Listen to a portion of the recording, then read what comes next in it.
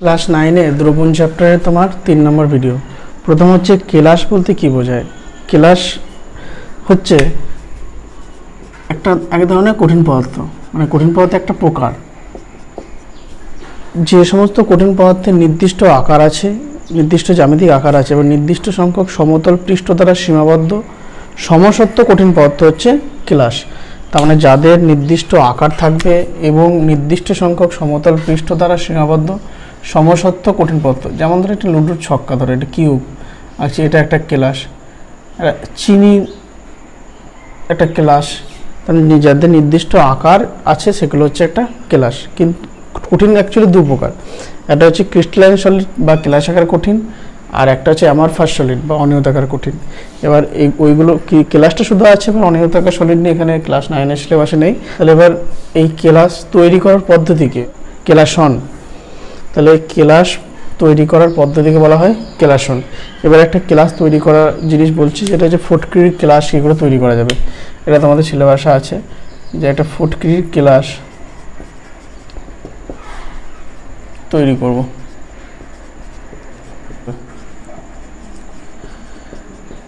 ফুটকিরি কি হচ্ছে, জলে দিলে ওর কিন্তু জলে দিয়ে যদি হিট দেওয়া হয় তাহলে ওর দ্রাব্যতা কিন্তু বাড়বে। তাহলে প্রথমে একটা জলীয় দ্রবণ নিলাম, জলীয় দ্রবণ। এবার এই জলেতে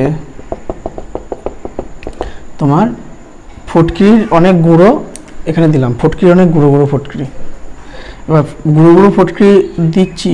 এবার দিতে দিতে কী হবে, যতক্ষণ না পর্যন্ত ফুটকিরি নিচে একটু বেশি মানে অদ্রবীভূত অবস্থায় থাকছে ততক্ষণ পর্যন্ত ফুটকিরি দেবো। মানে যতক্ষণ না পর্যন্ত অদ্রবীভূত অবস্থায় কিছুটা থাকবে, কারণ প্রথমে যতটা দিতে থাকবো দ্রবীভূত হতে থাকবে।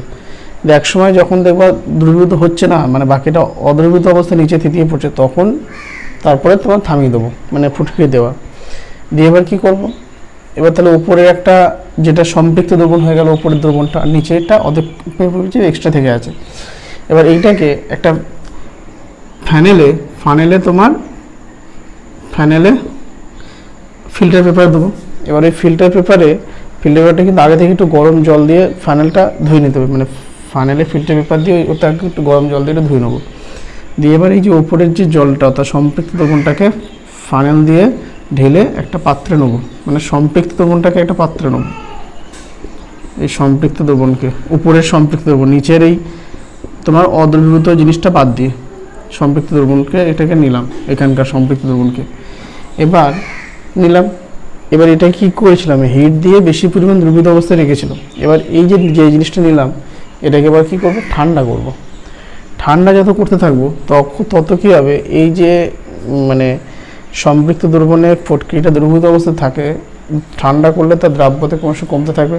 ফলে সেইগুলো এক এক করে একসাথে জমে একটা কেলাস বা একটা বড় কঠিন আকারে থাকবে, তৈরি হয়ে যাবে আর কি। মানে এটা ফুটকিরির কেলাস তৈরি হয়ে যাবে। যখন ঠান্ডা করবো, ঠান্ডা করা আগে কিন্তু হবে না, ফুটকিরির কেলাস। এবার অনেক সময় কী হয়, এই যে সম্পৃক্ত দ্রবণকে এরম ফিল্টার করে নিয়ে তারপর তাকে ঠান্ডা করলেও কেলাস ঠিকঠাক আসতে চায় না। সেক্ষেত্রে কি তোমার কেলাস বীজ অর্থাৎ এই ফুটকিরিরই একটা ছোট কেলাস এইখানে দিতে হবে। সেক্ষেত্রে তোমার ওই কেলাস তৈরিটা, মানে ফুটকিরি বড় কেলাস তৈরিটা রেটটাকে ইনক্রিজ করবে। সেই জন্য সেটা হচ্ছে ফুটকিরির কেলাস বীজ আগে থেকে দিলে সেই রেটটা হচ্ছে ইনক্রিজ করে। এটা হচ্ছে ফুটকিরির কেলাস তৈরি করার পদ্ধতি। হচ্ছে দ্রবণের তোমার শক্তিমাত্রা, দ্রবণের শক্তিমাত্রা W/V পার্সেন্টেজ, W/V পার্সেন্টেজ। তার মানেটা কি, W/V পার্সেন্টেজ মানে হচ্ছে নিচে হচ্ছে ভলিউম আছে, তার মানে 100 সিসি দ্রবণে, 100 সিসি বা 100 ml দ্রবণে W গ্রাম দ্রাব্য আছে, 100 সিসি বা 100 ml দ্রবণে।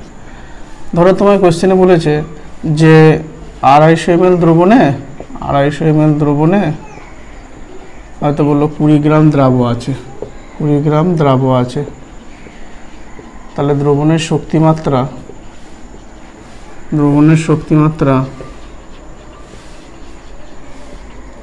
তোমার W/V পার্সেন্টেজে কত? এ কিছুই না, 250 ml দ্রবণে দ্রাব হচ্ছে 20 গ্রাম। 250 ml যদি 20 গ্রাম থাকে তাহলে 100 ml কত থাকবে? 20/250 ইন্টু হচ্ছে 100, তাহলে এটা হয়ে গেল 25 4 100, তাহলে 8 গ্রাম। তাহলে শক্তিমাত্রা যদি পার্সেন্টেজ হচ্ছে 8% হচ্ছে W/V। এটা হচ্ছে তোমার শক্তিমাত্রা মানে W/V।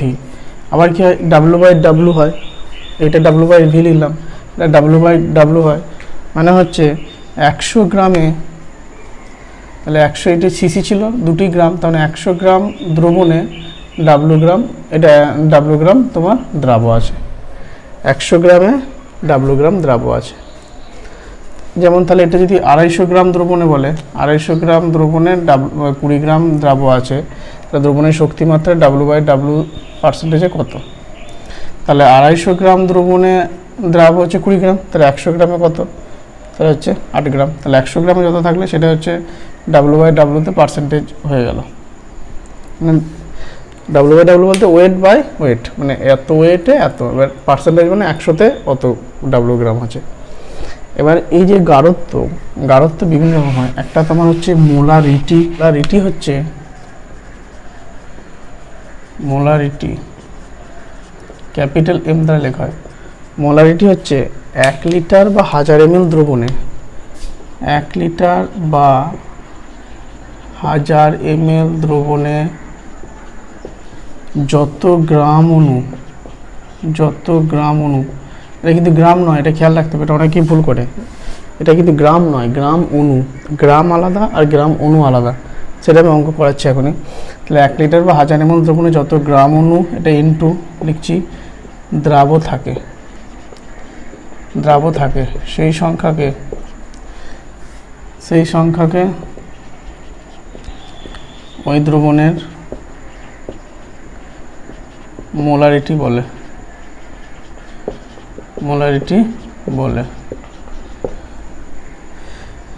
তাহলে বললো, তাহলে 1 লিটার বা 1000 ml দ্রবণে যত গ্রাম অণু দ্রাব থাকে সেই সংখ্যাকে ওই দ্রবণের মোলারিটি বলে। ধরো কোয়েশ্চেনে বললো 250 ml দ্রবণে, 250 ml দ্রবণে তোমার 250 ml দ্রবণে বললো হয়তো 18 গ্রাম মানে গ্লুকোজ আছে,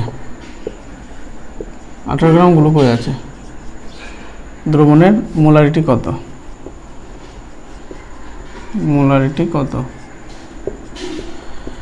তাহলে 250 ml আছে এত গ্রাম, কিন্তু এখানে কি বলেছি 1 লিটার 1000 ml যত গ্রাম অণু, তাহলে এই 18 গ্রামটাকে গ্রাম অণু বার করতে হবে। তো গ্রাম অণু বের করার ফর্মুলা হচ্ছে যে কোনো পদার্থের গ্রাম অণু N2 = হবে W/M, মানে W2/M2। যেহেতু এখানে দ্রাব লিখছি, N2 = W2/M2।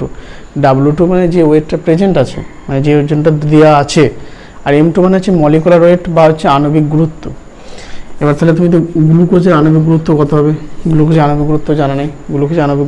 গ্লুকোজ যদি দেয় তার আণবিক গুরুত্ব দেওয়া থাকবে, কিন্তু পরে অন্য উঁচু ক্লাসে সেটা দেওয়া থাকবে না, সেটা তোমায় বের করে নিতে হবে। যাই হোক, গ্লুকোজের হচ্ছে C6H12O6, গ্লুকোজের সংকেত C6H12O6। তাহলে এর ওজন কত হবে? একটা কার্বনের ওজন হচ্ছে 12 গ্রাম, তাহলে কি হচ্ছে 12 × 6।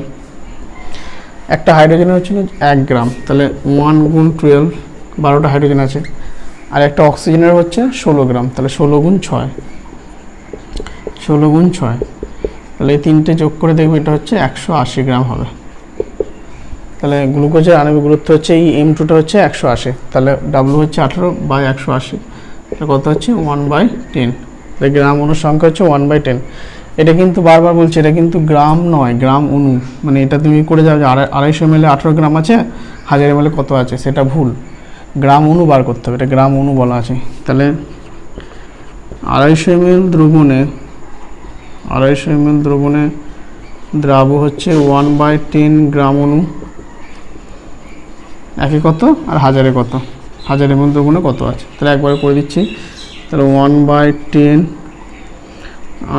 250 × 1000, তাহলে কত হচ্ছে 4, তাহলে 4/10 মানে 2/5 গ্রাম অণু। তাহলে মোলারিটি হচ্ছে, মোলার কনসেন্ট্রেশন হচ্ছে 2/5 M, capital M, molar concentration এত।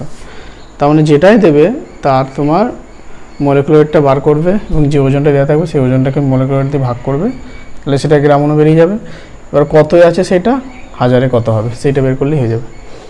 রটা কেটে দিলাম, শুধু এল করে দিলাম, মোলালিটি।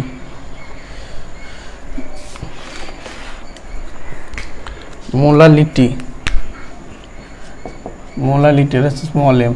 এটা হচ্ছে 1 কেজি বা 1000 গ্রাম দ্রাবকে, মোলালিটির সংখ্যা হচ্ছে 1 কেজি বা 1000 গ্রাম দ্রাবকে যত গ্রাম অণু দ্রাব থাকে সেই সংখ্যাকে তখন মোলালিটি বলে। তাহলে এটাও গ্রাম অণু সংখ্যা, কিন্তু মোলারিটিতে ছিল তোমার 1 লিটার বা 1000 ml দ্রবণ, আর এটা হচ্ছে 1 কেজি বা 1000 গ্রাম দ্রাবক, মানে দ্রাবক, দ্রবণ নয়। তাহলে ধরো এই যে কোশ্চেনটায় ধরো 250 ml দ্রবণ যদি না বলে, বললো যে 250 ml জলে, 250 ml জলে 18 গ্রাম গ্লুকোজ আছে, তাহলে দ্রবণের মোলালিটি কত? মোলালিটি কত? তাহলে প্রথমে কি গ্রাম অণু সংখ্যা বার করবো, গ্রাম অণু বেরিয়ে গেল। গ্রাম অণু বের করার জন্য এই ফর্মুলা বেরিয়ে গেল, গ্রাম অণু সংখ্যা কত। এবার 250 ml জলে মানে 250 ml দ্রাবকে, এবার এখানটায় কি বলেছি 1 কেজি বা 1000 গ্রাম দ্রাবক, তাহলে এই আয়তনটাকে আমরা কি জানি density equal to mass by volume. তাহলে মাস ইকুয়াল টু কি ডেনসিটি ইন্টু ভলিউম। ভলিউম দেওয়া আছে 250 আর ডেনসিটি হচ্ছে 1, তার মানে মাস কত হবে 1 × 250 মানে হচ্ছে 250 হচ্ছে মাস, জলের ডেনসিটি হচ্ছে 1। তাহলে এখানে কী হবে 250 গ্রাম জলে, 250 গ্রাম জলে দ্রাবক হচ্ছে 1/10 গ্রাম অণু, 1000 গ্রামে কত যেটা বেরোলো সেটা হচ্ছে কি এত স্মল এম, মানে হচ্ছে মোলালিটি বা মোলাল কনসেন্ট্রেশন। তাহলে মোলার আলাদা, মোলাল আলাদা। আবার হচ্ছে নর্মাল কনসেন্ট্রেশন, কিন্তু সেটা 9-এর সিলেবাসে নেই। এবার মোলারের ধরো কোনো অঙ্ক দেওয়া আছে, সেটাকে মোলালে কী করে করতে হবে সেটাও এখানকার নয়, সেটা শুধু এখানে যেটা আছে শুধু মোলারিটি দিয়ে অঙ্ক আর মোলালিটি দিয়ে একটা অঙ্ক, মানে মোলালিটির ভ্যালু দিয়া মোলারিটি বের করা সেসব এখানে নেই। যদি ওগুলো জানতে চাও তাহলে ক্লাস 12 সলিউশন চ্যাপ্টার আছে বা দ্রবণ চ্যাপ্টার আছে, আমার ভিডিও দেওয়া আছে, আবার দেখে নিতে পারো যদি ডিপে একটু কিছু। দ্রবণে দ্রাবকণার গতি, দ্রবণে একটা ধরো জল আছে, জলেতে যদি একটু কালি, জলটাকে স্থির অবস্থায় রাখা আছে, ধরো সেখানে একটু ধরো তুমি মানে তোমার ব্ল্যাক কালি জলে মিশিয়ে দিলে, তাহলে কি একটুখানি মধ্যে দেখবে পুরো দ্রবণটা কিন্তু কালো হয়ে গেছে। তার কারণটা হচ্ছে তাহলে কিন্তু জলটা তো স্থির আছে, তাহলে এই প্রক্রিয়াটাই বলা হয় ব্যাপন প্রক্রিয়া।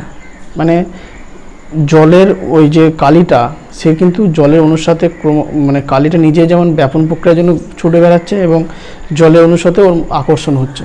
যেমন তুমি ধরো একটা ঘরে যদি ধূপ জ্বেলে দাও, এবার ধূপের সুগন্ধিটা একটুখানির মধ্যে টোটাল ঘরের চারিদিকে ছড়িয়ে পড়বে, এটা হচ্ছে এই প্রক্রিয়াটা কি বলে ব্যাপন।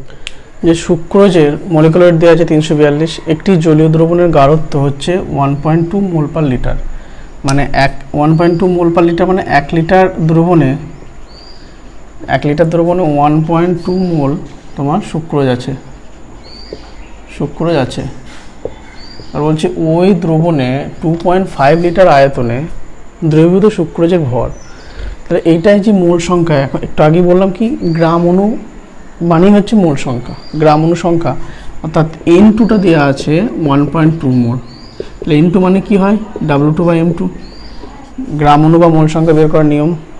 N2 মানে হচ্ছে W2/M2, N2 ভ্যালু দেওয়া আছে 1.2, তাহলে W2 যেখানে কী হবে W2 মানে হচ্ছে 1.2 × M2 মানে কার মলিকুলার সুক্রোজের, তাহলে 1.2 × হচ্ছে তোমার 342, 342 সাথে গুণ করতে হবে, তাহলে 410.4 গ্রাম, 410.4 গ্রাম। তাহলে এই যে গ্রামটা এটা আছে কততে 1 লিটার দ্রবণে, তাহলে 1 লিটার দ্রবণে আছে 410.4 গ্রাম সুক্রোজ 1 লিটার দ্রবণে। কিন্তু এখানে জানতে চাইছে 2.5 লিটার, তাহলে 2.5 লিটার দ্রবণে কত থাকবে, তাই 410.4 × 2.5, এটা হচ্ছে 1026.00 গ্রাম, মানে হচ্ছে 1026 গ্রাম। তাহলে কি বলছে যে আড়াই লিটার আয়তনে দ্রবীভূত শুক্রোজে ভর, তাহলে 2.5 লিটার আয়তনে দ্রবীভূত শুক্রোজে ভর হচ্ছে 1026 গ্রাম। তাহলে গ্রাম অনুটা এখানে দেওয়া ছিল, গ্রাম অনুটা থেকে ওজনে কনভার্ট করে নিলাম। এবার ওই ওজনটা আছে 1 লিটারে, 2.5 লিটারে কত থাকবে এটাই।